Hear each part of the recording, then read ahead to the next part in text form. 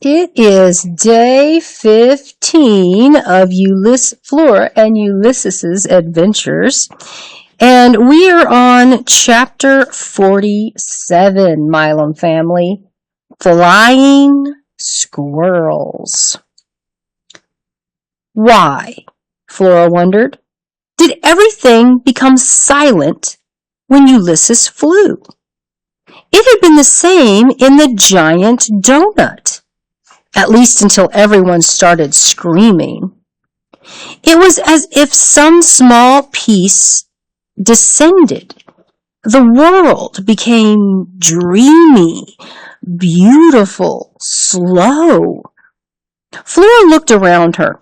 She smiled. The sun was shining into the kitchen, illuminating everything.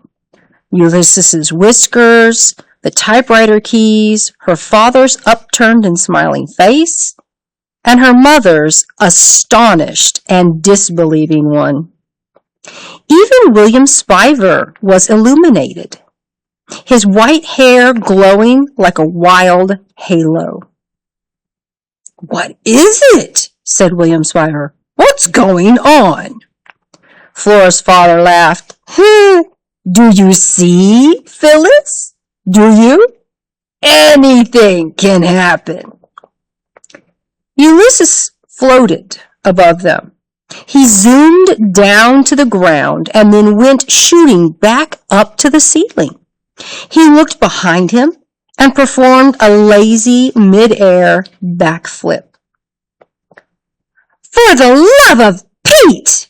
said Flora's mother in a strange and wooden voice. "Someone tell me something," said William Spiver. Ulysses dived down again. He flew past William Spiver's right ear. "Ah!" said William Spiver. "What was that?" "The squirrel," said Flora's mother in her strange new voice. "He is flying." She stood up suddenly. "Right," she said. "Okay, I have to go upstairs and take a nap." Which was an odd thing for her to say because Flora's mother was not in any way a napper. In fact, she was an anti-napper. She didn't believe in naps at all. She often said that they were a big fat waste of time. "Yes, a little nap, that is what I need." Flora's mother walked out of the kitchen and closed the door behind her. Ulysses landed on the table next to the typewriter. "It's not that shocking," said William Spiver. "There are flying squirrels, you know. They exist. In fact, there are some theories that posit that all squirrels are descended from the flying squirrel. In any case, flying squirrels themselves are a documented fact." Ulysses looked at William Spiver and then over at Flora. He reached out a paw and hit a key on the typewriter. The single clack echoed through the kitchen. "How about flying squirrels who type?" said Flora. "Oh, not as well documented," admitted William Spiver. Ulysses hit another key. And then another. "Holy bagumba!" said Flora's father. "He flies, he vanquishes cats, and he types?" "He's a superhero," said Flora. "It's amazing," said her father. "It's wonderful. But I think I better go have a quick word with your mother about the whole, situation." Chapter 48. Banished. Clack, clack, clack. Flora stood silently. William Spiver stood silently. The squirrel typed. "Flora Bell," said William Spiver. "Uh-huh," said Flora. "I wanted to make sure you were still here." "Where else would I be?" "Well, I don't know. You did say that you were moving out. My mother wants me to leave, said Flora. I don't know if that's exactly what she meant, said William Spiver. I think she was surprised, and perhaps her feelings were hurt. She certainly didn't express herself very well. Shocking, really, that a romance novelist could be so inept at the language of the heart. Clack, clack, clack. Ulysses had a look of deep and supreme satisfaction on his face. She said it would be easier without me, said Flora. Yes, well, said William Spiver. He pushed his glasses back up on his nose. He pulled out a chair and sat down again at the kitchen table. He sighed a deep sigh. My lips are numb, said Flora. I know that feeling, said William Spiver. Having suffered through several traumatic episodes myself, I am very familiar with the bodily manifestations of grief. What happened to you? asked Flora. I was banished. Banished? It was a word that Flora could feel in the pit of her stomach. A small, cold stone of a word. Why were you banished? I think the more relevant question would be, who banished me? Okay, said Flora. Who banished you? My mother, said William Spiver. Flora felt another stone fall to the bottom of her stomach. Why? She said. There was an unfortunate incident involving my mother's new husband, a man who is not my father, a man who bears the idiotic appellation Tyrone. Where's your father? Said Flora. He died. Oh. One more stone sank to the bottom of Flora's stomach. My father, my real father, was a man of great humanity and intelligence, said William Spiver. Also, he had delicate feet. Very, very tiny feet. I, too, am small of foot. Flora looked at William Spiver's feet.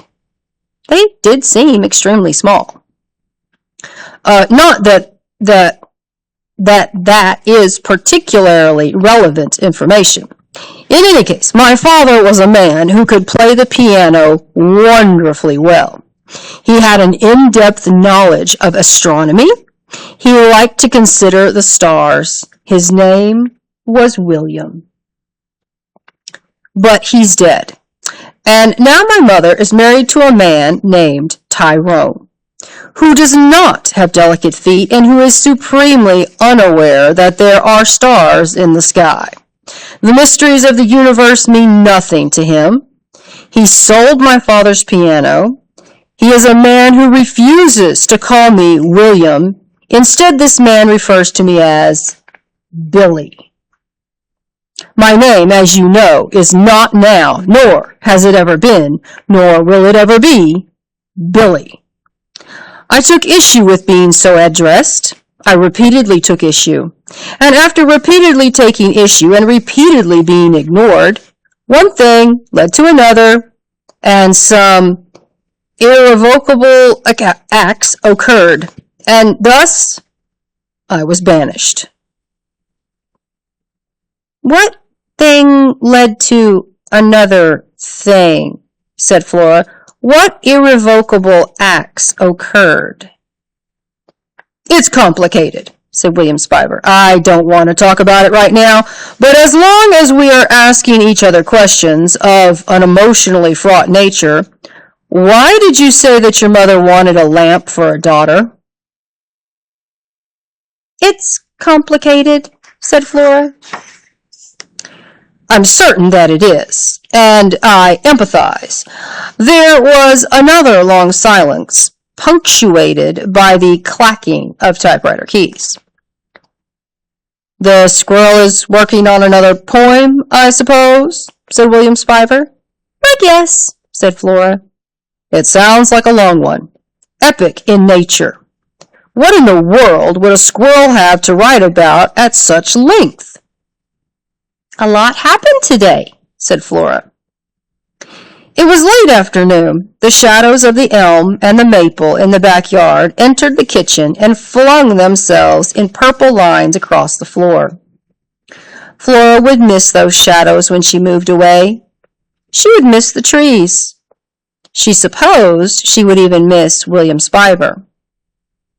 And then, almost as if he were reading her mind, William Spiver said, I meant what I said. I'm here because I was looking for you. I missed you. Flora's heart, the lonely, many-armed squid of it, flipped and flailed inside of her. She opened her mouth to say that it didn't matter, not really, not now, but as usual, what she intended to say to William Spiver and what she said were two different things. The sentence Flora intended to say was, "It doesn't matter." The sentence she said was, "Have you ever heard of a place called Blundermeakin?" "Pardon me?" said William Spiver. He held up his right hand. I don't mean to alarm you, but do you smell smoke?" Flora sniffed. She did smell smoke. Now there was going to be a fire on top of everything else? For the love of Pete! Chapter 49.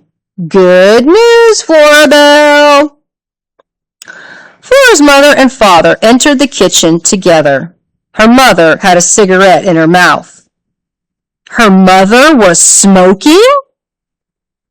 Her father had his arm around her mother's shoulder. This was almost as alarming as seeing her mother smoke. Her mother and father never touched anymore. "Good news, Florabelle," said her father. "Really?" said Flora.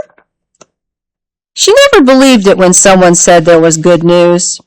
In her experience, when there was good news, people just said what the good news was.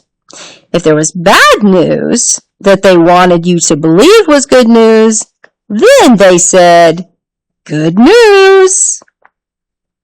And if there was really bad news, they said, "Good news, Florabelle." Your mother thinks that it would be wonderful to have the squirrel stay here, said her father. "What?" said Flora. "Here? With her? And where am I supposed to stay?" "Here," said her father, "with your mother. You, your mother, and the squirrel. That's what your mother would like." Flora looked at her mother. "Mom?" she said. "I would be honored," said her mother. She took a long drag on her cigarette. Her hand was trembling. "Why are you smoking?" said Flora. "I thought you stopped smoking." "It seemed like the wrong time to stop," said her mother. She squinted. "I am under a lot of pressure right now. Speaking of which, I see that the squirrel is typing on my typewriter where I type." "He writes poetry," said William Spiver, "not fiction." "Let's just have a look-see," said Flora's mother. She walked over to the typewriter and stood looking down at Ulysses and at the words on the page. "Let's see what kind of poetry a squirrel types." Her voice sounded funny still, tinny and far away, as if she were speaking from the bottom of a dark well. Actually, what she sounded like was a robot. Someone pretending to be human and doing a lousy job of it. Flora felt a little flicker of fear. "Let me just light another cigarette here," said her mother in her robot voice. She lit a new cigarette from the tip of the old one, which was, of course, chain smoking and dangerous behavior at the best of times. And this, obviously, was not the best of times. Her mother inhaled deeply on the cigarette. She exhaled. She said, "Shall I read the squirrel poetry aloud?" And then here is Flora's mother, Ulysses, and his poem. All right, Smilem family, that's where we stop for today. Tune back in tomorrow for our next section of Flora and Ulysses.